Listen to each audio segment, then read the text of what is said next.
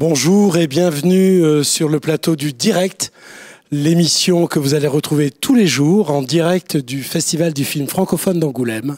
Lambert, bonjour. Comment ça va? Ça va bien et vous? Je suis ravi d'être là, on est bien là, il y a plein de gens décontractés, il fait beau, il y a une impatience pour le cinéma avec une majuscule. Tout de suite je vais aller me mettre sous un parapluie, les gens se protègent. Un parapluie, mais il fait regardez. très beau à Angoulême. Bonjour madame, vous allez bien? Est-ce que je peux venir sous votre parapluie? Et volontiers. Un parasol, un para quoi? Un parasol, une ombrelle. Une ombrelle. Madame la ministre, bonjour. Bonjour. Vous êtes déjà venue à Angoulême du temps où vous étiez conseiller et conseillère. Pourquoi vous avez tenu à venir en tant que ministre au Festival d'Angoulême? Je voulais vraiment venir, j'y tenais, parce que je voulais saluer cette réussite, qui est une réussite exemplaire. Parce que c'est un festival qui, à la fois, qui a réussi, je dirais, complètement son positionnement dans le monde du cinéma, qui montre des films en avant-première, tout ce cinéma français dans son éclectisme et le cinéma francophone au-delà, cette année le cinéma libanais.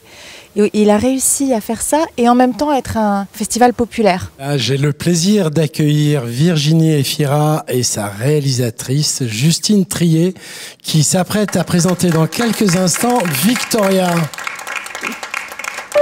Et je me sens pas très concernée par le sexe en ce moment. Tu veux pas venir t'allonger plutôt?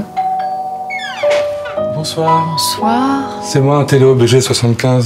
Sexe, je suis écœurée. D'où vous est venu le déclic, le point de départ de cette histoire? C'est quelqu'un que vous connaissez?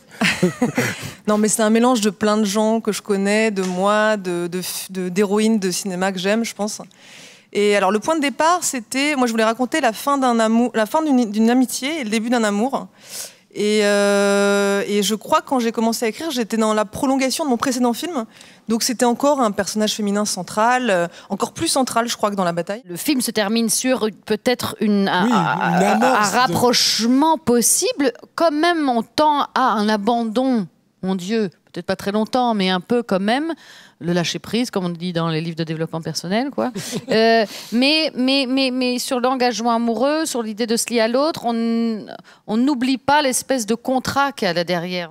Je suis ravi d'accueillir sur ce plateau l'équipe de Fleur de Tonnerre, Déborah François, Stéphanie Pillon-Kerverne et Jonathan Zakaï. Bonjour.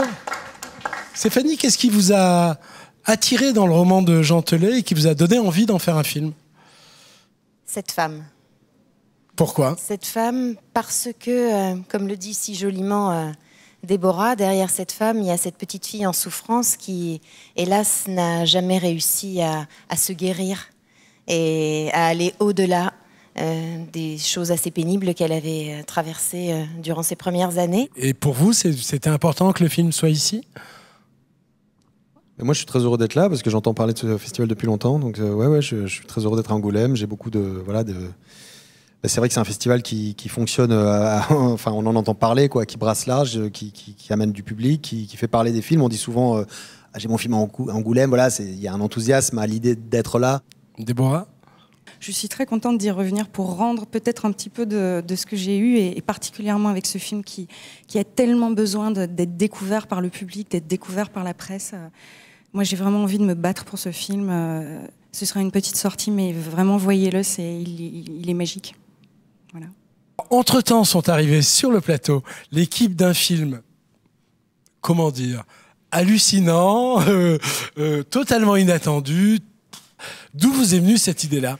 En fait, après Mauvaise Fille, qui était un drame, qui était un vrai drame, un beau drame, merci, et qui était voilà une chose drame intimiste, on peut dire même, et j'avais envie de partir sur complètement autre chose, mais en même temps sur ce que j'aime moi comme spectateur de style de cinéma, c'est-à-dire la comédie d'aventure, un peu anglo-saxonne, effectivement un rebondissement où tout est plus dans les situations exacerbées, dans le suspense que dans la vanne. Si vous deviez chacune définir de 2 ou 3 adjectifs le personnage que vous incarnez, vous diriez quoi?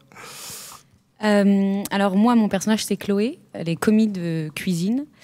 Et c'est une grosse personnalité, gros caractère, gros problème avec les mecs, et elle draine quoi, les moteurs. Il faut que ça fuse. Alison? Moi, je joue le rôle d'Agathe Cohen, professeure, aucune autorité, déprimée, déprimante, vulnérable, triste, Mauvais goût vestimentaire. Tout proche de moi, quoi. Et toi? Moi, je joue le rôle de Lily. Je suis donc la sœur d'Agathe Cohen. Et je suis très agressive, je suis très asociale, j'aime pas trop les gens, j'aime pas trop qu'on me touche. Je suis agressive, voilà, c'est le mot. Alors comme ça, là comme ça, c'est quand même des portraits pas très valorisants de la femme.